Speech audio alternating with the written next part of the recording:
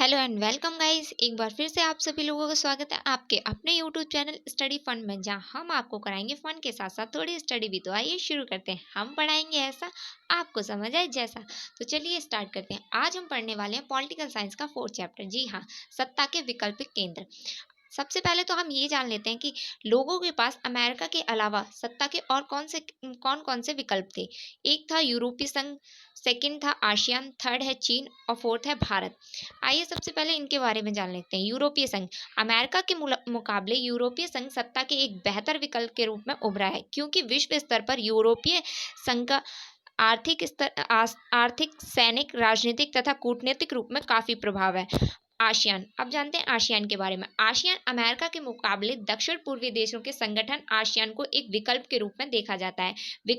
विश्व की 8% जनसंख्या इस संगठन से संबंधित है। चीन। चीन चीन बड़ी तेजी से सैनिक एवं आर्थिक रूप में विकास करके अमेरिका के मुकाबले सत्ता के विकल्प के रूप में उभर रहा है। आइए अब जानते हैं भारत के बारे में। भारत 1990 के दशक में भारत ने इतनी तेजी से अपना आर्थिक विकास किया कि कई आर्थिक विशेषज्ञों ने आने वाले समय में भारत को सत्ता के लिए एक विकल्प के रूप में देखना शुरू कर दिया।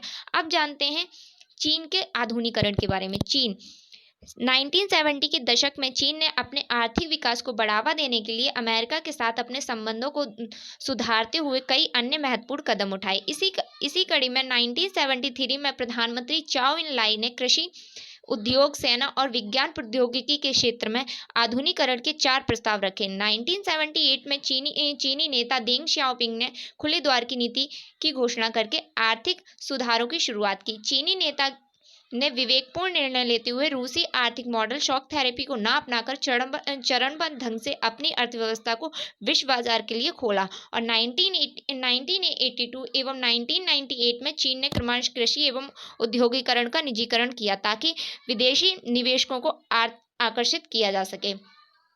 आइए आगे बढ़ते हैं। आप जानते हैं कि यूरोप संघ के बारे में। यूरोपीय संघ एक आर्थिक समुदाय के रूप में बने यूरोपीय संघ ने धीरे धीरे एक राजनीतिक संगठन का रूप ले लिया। वैसे तो यूरोपीय संघ का निर्माण पश्चिमी यूरोप के देशों ने व्यापार तथा आर्थिक मामलों में एक दूसरे की मदद करने के लिए किया था, पर राजनीतिक सहयोग के रूप में 1949 में यूरोपीय परिषद का गठन किया गया। यूरोपीय संसद के गठन के बाद यूरोपीय संघ ने राजनीतिक स्वरूप प्राप्त कर लिया और सोवियत संघ के पतन के बाद 1992 में इसी प्रक्रिया के अंतर्गत यूरोपीय संघ की स्थापना की गई। यूरोपीय संघ के रूप में विदेशी सुरक्षा नीति, आंतरिक विषयों एवं न्याय के संबंधित विषयों पर सहयोग और यूरो मुद्रा के चलन की प्रक्रिया सरल हो गई। और इस प्रकार लंबे समय से बना यूरोपीय संघ आर्थिक सहयोग संबंधित विषयों पर सहयोग और यूरो मुद्रा के चलन की प्रक्रिया जब सरल हो गई तो इसी प्रकार लंबे समय में बना यूरोपीय संघ आर्थिक सहयोग वाली प्रणाली में परिवर्तित होकर राजनीतिक स्वरूप ग्रहण करता चला गया, और ताकि विश्व मंच पर राजनीतिक भूमिका भी निभा सके। आइए आगे जानते हैं आसियान के बारे में। आसियान का फुल मीनिंग होता है दक्षिण पूर्वी एशियाओं का ये राष्ट्र है। वैसे तो इसे इंग्लिश में association of south east Asian Nations कहते हैं, और हिंदी में इसका मीनिंग है दक्षिण पूर्वी एशियाओं का राष्ट्रों का संगठन। इसकी स्थापना वियतनामी संकट, कंबोडिया संकट व इस क्षेत्र के देशों को पारस्परिक प्रयत्नों के विकास करने की आवश्यकता से ने मिलकर दक्षिणी पूर्वी राष्ट्रों को एक क्षेत्रीय संगठन बनाने के लिए प्रेरित किया। और अगस्त 1967 में इंडोनेशिया, फिलीपींस, मलेशिया, थाईलैंड तथा सिंगापुर ने इसकी स्थापना की थी। और परंतु इसमें 1984 में ब्रुनेई भी इसका सदस्य बना, और 1995 में वियतनाम तथा 1997 में लाओस तथा म्यांमार भी संगठन के सदस्य रूप में बन गया, और आगे चलकर कंबोडिया भी इसका सदस्य बना था।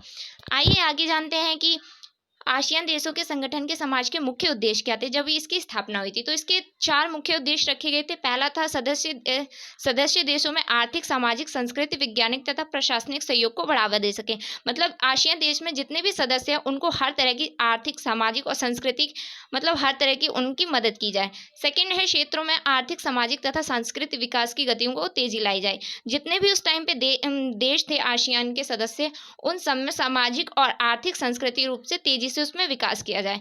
थर्ड है क्षेत्रीय शांति एवं सुरक्षा स्थापित करना। फोर्थ है कृषि, व्यापार तथा उद्योग के विकास में सहयोग। आसियान के जितने भी सदस्य देश थे उनमें कृषि और व्यापार के उद्योग को विकास को बढ़ावा दिया जाए। Thanks for watching. अगर चैप्टर आपको अच्छा लगा तो लाइक कीजिए, शेयर एंड सब्सक्राइब। और अगर आपको कुछ भी क्वेश्चन पूछा है तो नीचे आप कमेंट बॉक्स में पूछ सकते हैं। Thanks for watching.